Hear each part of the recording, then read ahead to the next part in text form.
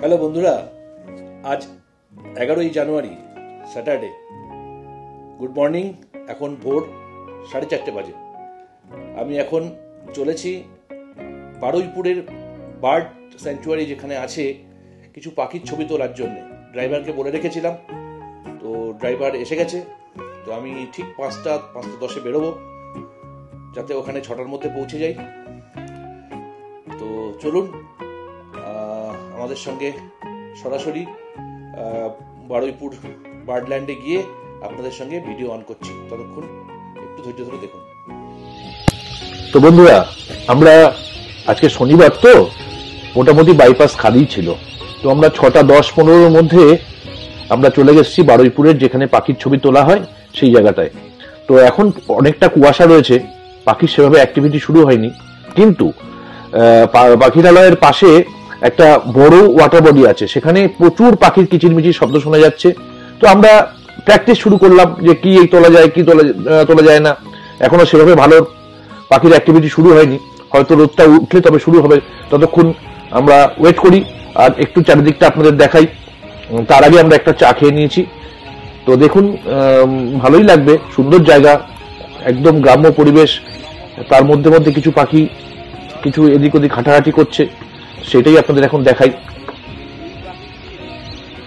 বন্য প্রাণ ও পশু পাখি আমরা কম বেশি সবাই ভালোবাসি, কিন্তু তার মধ্যেও কিছু লোক, আমরা যেরকম পাখি বা বন্য প্রাণকে ক্যামেরায় তুলে ধরতে চাই বা ছবি তুলতে ভালোবাসি, তারা আমরা কলকাতা থেকে অনেক দূরে দূরে যাই।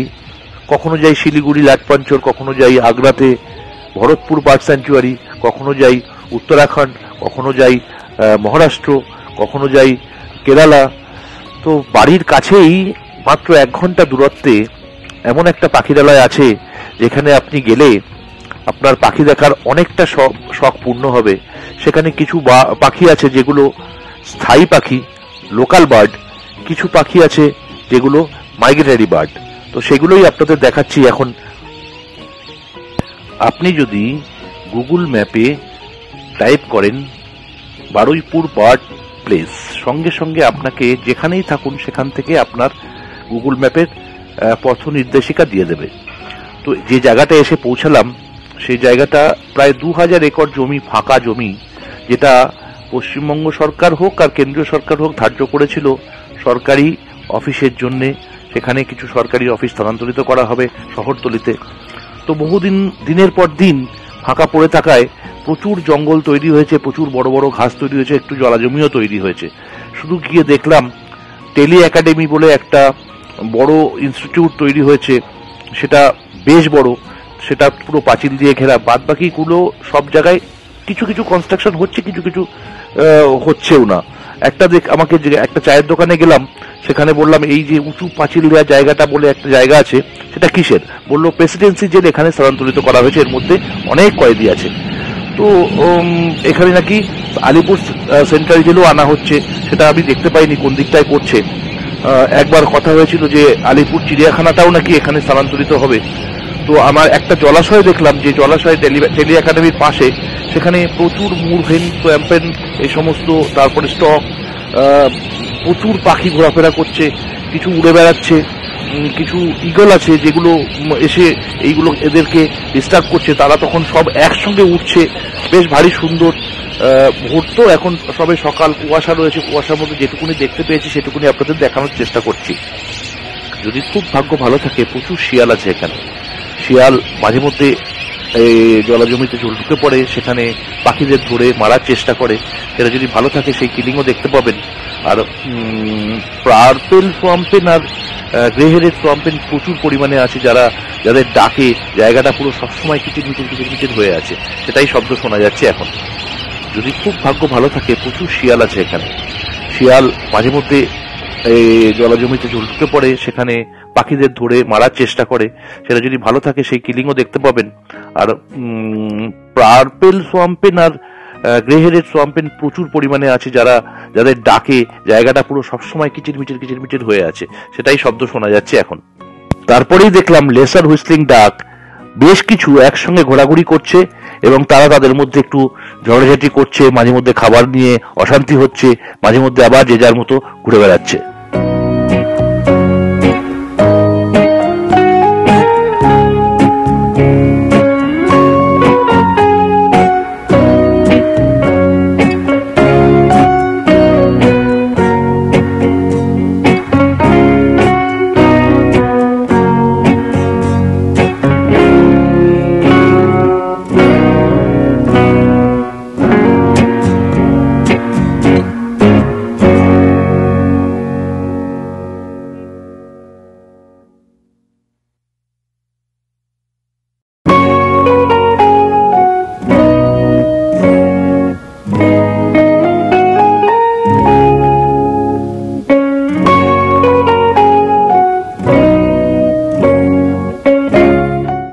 এরপরেই চোখ গেল কাছেই গ্রে হেডেড সোয়াম্পেন। সে দেখি তার মতো নিজের খাবার খুঁজে চলেছে। তারপর ক্যামেরা নিয়ে এদিক ওদিক একটু হাঁটা শুরু করলাম। হঠাৎ দেখি সূর্যের, আমাদের যখন সূর্য উঠছিল সেটা পূর্ব দিকে, তার পিছনের দিকে আমরা ছিলাম, মানে সিলিউট পজিশনে ছিলাম। দেখি একটা লং টেল শায়েক বসে আছে। তো ভাবলাম পুরো কালো কালো আসছে, কেমন লাগবে দেখতে। তো তার কিছুক্ষণের মধ্যেই ও দেখি আবার উড়ে গিয়ে আমাদের সানের অপোজিটে, মানে যেখান থেকে আমাদের লাইটটা পাবো সেখানে এসে বসলো। তো একটু চেষ্টা করলাম সেটা আরো ছবি তোলার। আপনাদের দেখুন, দূরে দেখলাম একটা গ্রে হেরন তার মাছ খুঁজে চলেছে, তার খাবার আর কি খুঁজে চলেছে পুকুরের মাঝখান থেকে। দিব্যি একদম রাজার গতিতে হেঁটে হেঁটে চলেছে। তো আমি দূর থেকে ফোকাস করলাম, সেটাও আপনাদের দেখাই।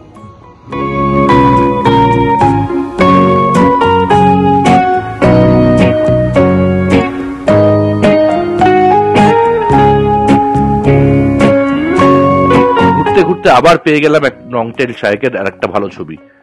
দেখুন, যেহেতু এখানে প্রচুর কনস্ট্রাকশনের কাজ হচ্ছে সেহেতু প্রচুর সিমেন্টের স্ল্যাব এখানে এনে রেখেছে। তো হঠাৎ করে দেখলাম একটা সাদা পাখি ঘোরাঘুরি করছে। তো ক্যামেরা ফোকাস করতে দেখলাম এটার নাম হচ্ছে হোয়াইট ওয়াকটেল, অর্থাৎ সাদা খঞ্জন। এরা প্রধানত খঞ্জন পরিবারের অন্তর্ভুক্ত। এছাড়াও চড়দাই প্রজাতির পাখিরাও এই পরিবারের অন্তর্ভুক্ত। এদেরকে প্রধানত পাওয়া যায় ইউরোপ, এশিয়া এবং উত্তর আফ্রিকার কিছু কিছু অংশে। আবার হাঁটতে হাঁটতে আমি ওয়াটার বডির কাছে এলাম। এবার একটু সূর্যের দেখা মিলেছে, মানে কুয়াশাটা কেটেছে, রোদ উঠেছে। তো তারপর দেখলাম প্রচুর এশিয়ান ওপেন বিল স্টক, মানে এশীয় শামুকখোল পাখির প্রচুর পরিমাণে আনাগোনা, এবং তারা বসে আছে।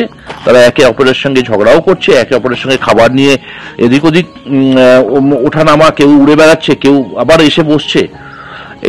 এরা অদ্ভুত ঠোঁটের জন্য খুব সহজে অন্য পাখি থেকে এদের আলাদা করা যায়। ঠোঁটের নিচের কালো অংশের সাথে উপরের অংশের বেশ বড় ফারাক থাকে।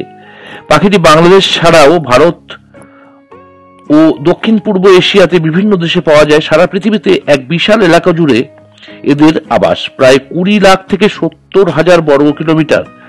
বিগত কয়েক দশক ধরে এদের সংখ্যা ক্রমশ কমছে, তবে আশঙ্কাজনক পর্যায়ে গিয়ে পৌঁছায়নি এখনো পর্যন্ত।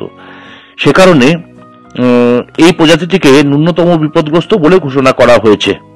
এশীয় শামুকখোল এক প্রজাতিক, অর্থাৎ এর কোনো উপপ্রজাতি নেই। উপযুক্ত আবহাওয়া, পরিমিত খাবারের যোগান আর নিরাপত্তা থাকলে এরা সাধারণত কোনো এক জায়গায় থেকে নড়ে না। এরপর আস্তে আস্তে বেলা গড়ালো। আমরা কিছু কিছু পাখির ছবি তুললাম। আসলে যে পাখিটির জন্য আমরা অধীর আগ্রহে অপেক্ষা করছিলাম সেই পাখিটির নাম হচ্ছে সাইবেরিয়ান ব্লু থ্রোট আর সাইবেরিয়ান রুবি থ্রোট।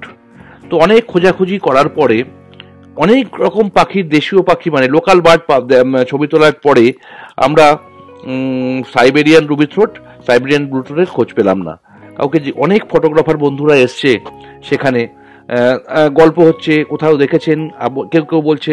আমি এই প্রথম আসলাম, সত্যি কথা বলতে আমি কোনোদিনও বারুইপুর বার্ড স্যাংচুয়ারিতে যাইনি। তো কিছু কিছু পাখি ফটোগ্রাফার বন্ধু তারা মাঝে মধ্যেই আসে এবং হয়তো সপ্তাহে, মানে প্রতি সপ্তাহেই আসেন। তাদের আমার থেকেও বেশি নেশা। তো এরম করতে করতে একজন বললেন যে সোজা টেলি একাডেমির পাশ দিয়ে সোজা রাস্তা চলে যান, গিয়ে বাঁ দিকে একদম সোজা যান, গিয়ে দেখবেন একটা রাস্তা খালের মধ্যে নেমে গেছে, সেখানে যান। ওখানে অ্যাক্টিভিটি থাকলেও থাকতে পারে। তো বসে থাকার পরে তাকে বললাম, দাদা কিছু পেলেন? বললো এখানে ব্লু থ্রোট আছে, কিন্তু মানে সাইবেরিয়ান ব্লু থ্রোট আছে, কিন্তু সাইবেরিয়ান রুবি থ্রোট এখানে আমি এখনো পাইনি। তো আমি বললাম যে আপনি ছবি তুলেছেন? বললো হ্যাঁ এই ছবি।